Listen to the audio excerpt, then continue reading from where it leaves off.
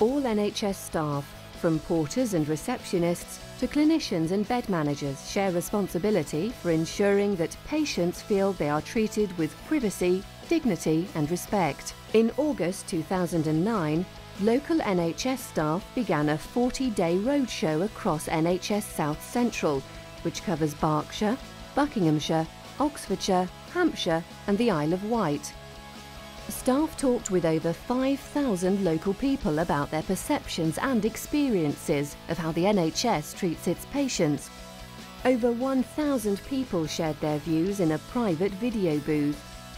The views collected provide us with an invaluable insight into what privacy, dignity and respect means to patients and how we can improve the patient experience. Very recently, the NHS Constitution has been published. Enshrined within that is the right to privacy and respect. The roadshows are very important in terms of enabling us to redesign and improve patient services and care. The roadshow itself is a kind of expression of commitment to the messages that we're trying to deliver on the day. Privacy and dignity, for example. People have either got very strong opinions about it or they've not really thought about it. So it gives you the opportunity to meet individual people and offer them some thoughts that they might not otherwise have developed. We often think we know what our patients and the public want, but actually I think it's clear from the data we look at that we don't always know. Dignity and respect to me is very important because when I was in hospital I didn't have any respect or dignity given to me. Although I don't like hospitals and I didn't like the operation, I got well looked after. Overall I felt I was treated well, but I do think that there were some areas for improvement where they could have asked me rather than presumed things that I might have needed. I think women should be on women's ward and men should be on men's ward. I think they both need their dignity. I think women more than men, actually. Rather stay in a same-sex ward because you feel more comfortable. Patients of the same gender should be accommodated and should be able to sleep in bays or same-sex wards, but also have access to toilets and washing facilities that they do not have to share.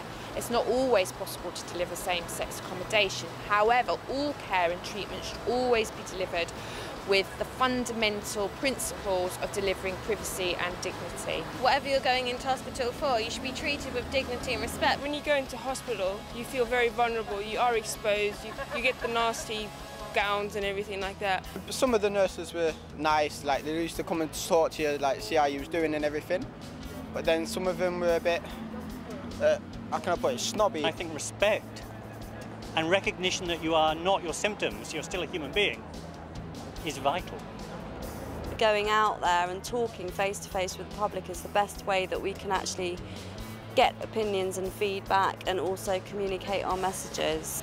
Very often the patients that are going to be coming through here today, the public, may well come into our unit and they will see what we're promising as a key feature. Those people that have today recorded their feelings and views can be absolutely reassured that we're going to use those experiences and views in improvements in the future. People need to understand, how NHS work and how much pain they take to take care of patients. We pay national insurance and we expect a service. It's a relationship and it's about contact, it's about taking time, it's about listening, it's about talking about fears and being honest and open. And they can get a more diverse opinion of how people like to be treated, because lots of people, we're quite multicultural, so lots of people want to be treated in different ways. I think it's invaluable actually to get the opinions of the public, because they get to the inside view of what the patients are going through rather than what the nurses and doctors think they're going through.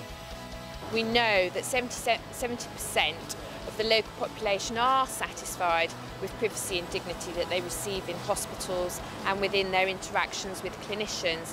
However, clearly 70% is not good enough. We've still got work to do, and we will be looking for continual improvements and hoping to hit the 100% satisfaction mark into the future.